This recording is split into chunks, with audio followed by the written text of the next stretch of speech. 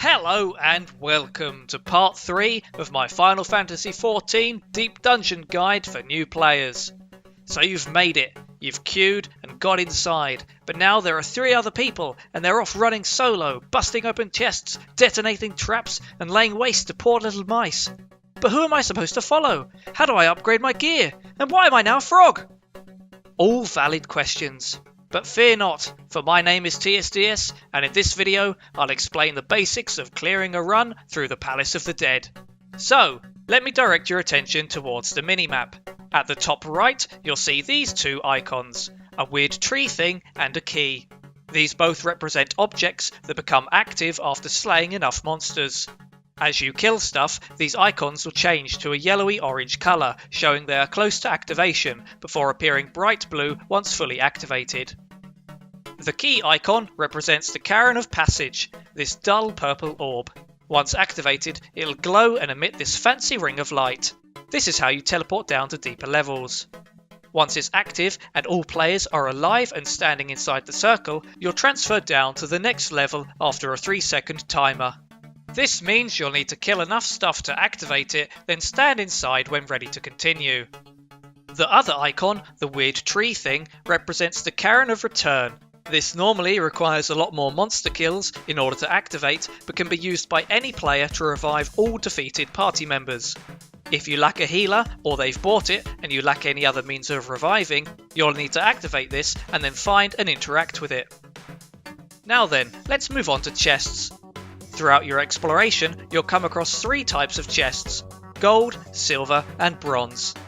Inside gold chests, you'll find pommanders, which are one-time consumables with various powers to help you out, but these will be explained in more detail in the next video. Silver chests may upgrade either your Aetherpool weapon or armour by +1. Whether or not you'll actually get an upgrade is based upon your current Aetherpool levels and the floor that you're on. This means the higher the level of your Aetherpool gear compared to the floor number you're on, the lower the chance you'll get an upgrade. This makes it so you eventually need to go deeper and deeper to keep getting upgrades. The last chest, bronze, will contain random crappy potions and almost always get skipped. Bronze chests are, however, one of the few ways to obtain Gelmor and potsherds, so while the drop rate is very rare, they're worth opening if you want those rewards. The next thing to look out for are traps. At least you could look out for them if you could see them. Dotted around the palace rooms, importantly not in the pathways between the rooms, will be traps. These are usually invisible and act like trip mines, going off once a player runs over them and affecting anyone near enough at the time.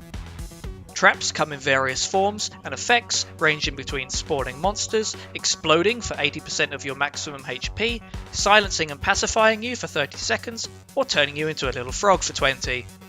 Using a pomander of sight will reveal the location of these traps, marked by their glowing seal on the floor. A second type of pomander, safety, will remove them. In addition to these, there are 2 other types of traps relating to chests, which are unaffected by the aforementioned pomanders. The first is an exploding chest that deals 80% of maximum HP to anyone in range when opened. It's impossible to tell which chests will explode, so players should be careful when opening them with low HP. The second type is the Mimic. Once opened, the Mimic will attack the opener and can cast Infatuation, which is a 10-minute debuff that prevents natural health regeneration whilst dealing damage over time. This debuff can be removed with a pomander of Purity, but lacking this pomander or a healer can make this debuff extremely annoying, even more so when you realise dying won't remove it. So if you see a Mimic, be sure to kill it quickly. After traps, we have floor effects known as enchants. Each time you enter a floor, there's a chance you'll be affected by one. If this happens, you'll get some big text on your screen informing you of the type of enchant. Enchants last for a single floor and can do both positive and negative things, such as hastening your actions, reducing your maximum health, preventing the use of pomanders, or strengthening enemies, etc. A pomander of Serenity will, however, remove the active enchant from the floor, be it positive or negative. The final thing to mention is wiping. If all players are dead, the dungeon is over. You'll be teleported out and all progress made erased. This means if you entered from floor 11 and wiped on floor 16, you'll have to re-enter from floor 11 again. In addition, all upgrades to your Aetherpool gear obtained during that run will also be lost. At higher levels, when a run can take a little bit more time, wiping is a real killer, as it effectively means you utterly wasted your time. And that's the basics of a run. I've not mentioned the boss fight that'll come every 10 floors, but they'll be covered in their own video. So, in summary, explore rooms and open chests, whilst killing monsters until the key icon glows blue. Then, head to the Cairn of Passage to teleport down. Repeat until you fight a boss. Simples. And that brings us to the end of part 3. In part 4, I'll go over each type of pomander with some general hints as to how to use them. Thank you for watching.